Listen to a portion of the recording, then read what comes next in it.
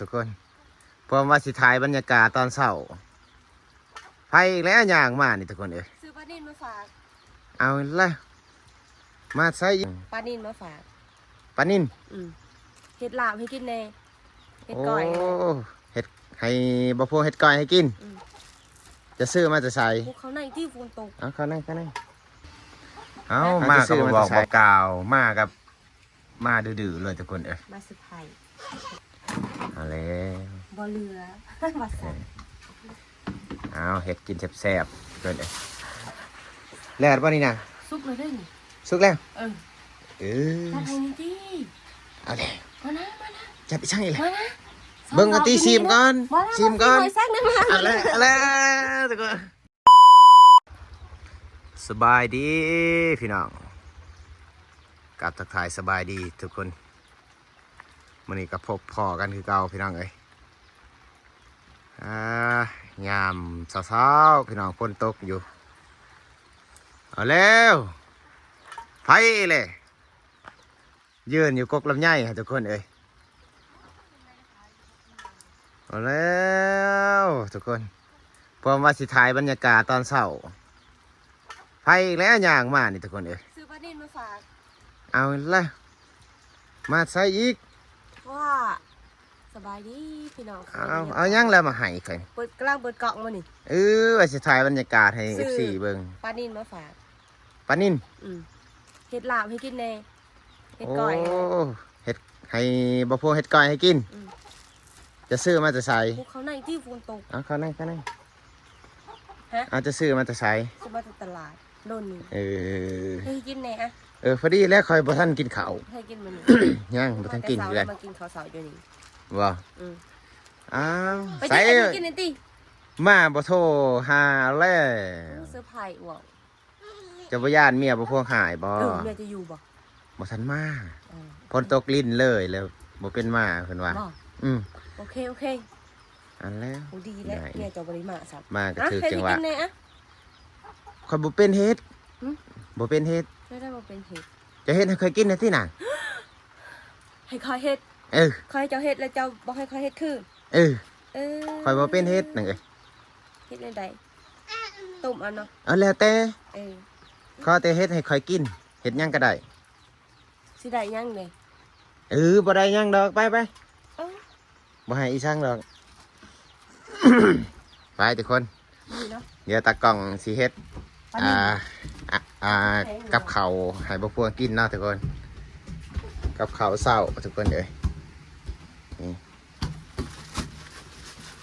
ทุกคนเยี่ยมเลย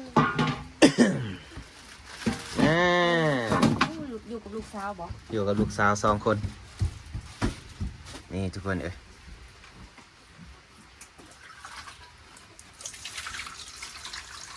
ได้บ่โลนึงได้โลนึงบ่โลเท่าไรจะซื้อโล55โล55,000ยับนี่นะที่ติบเขาเปียนคือซื้อแต่ว่านนี่พุ่นซื้อแต่ว่านนี่พุ่นเขาว่าสิมาว่านนี่แต่ว่าฝนมันตกเลยทุกคนตากล้องทุกคนเอามากับบอกกล่าวมากับมาดื้อๆเลยทุกคนมาสุดท้ายข่อยกำลังตื่นแต่นอนข่อยบ่มาเคาะประตูตื่นเขาไปท้ายอยู่หันก่อนให้เจ้าลูกมาแต่เช้าเด้อทุกคนเด้อเพิ่นมาเด้อมาแต่6 โมงพี่น้องตอนนี้ก็6 โมงป้าอยู่ทุกคนเด้อเฮาก็กำลังตื่นแต่นอนทุกคนตื่นแต่นอนบ่หนูหัวเป็นสวยเถอะกำลังตื่นแต่นอนแล้วนี่พอดีว่าสิถ่ายบรรยากาศให้พี่น้องเบิ่งวันนี้เพิ่นมาครับทุกคนเอาป้ามานำนี่เปิดกระคางหมอเอาไว้เรียบร้อยเลยทุกคนเสียต้มป้าด้วยมาเบิ่งตะกองว่าสิเฮ็ดเป็นบ่ทุกคนจะเคยเฮ็ดอยู่ติแต่งกองแต่งกินเอาแล้วบ่เรือว่าซั่นเอาเฮ็ดกินแซ่บๆเพิ่น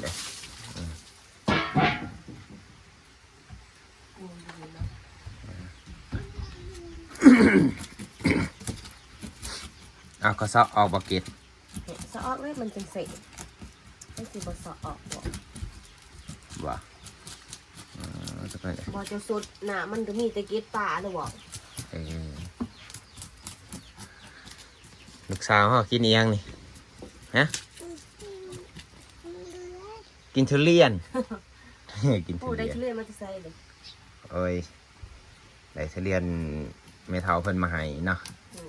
บ่ ไปกินอีกลาบูกินนะฮะจะไปเบิ่งค่ะ โอ้มาก็ใส่โหลดเอาพวงนี่เนาะว่าสิใส่ว่าพวงใส่คืนคือเนาะ บ่พวงบ่เป็นเฮ็ดทุกคนเอ้ย อืม ก็เลยให้ตากล้องเฮ็ด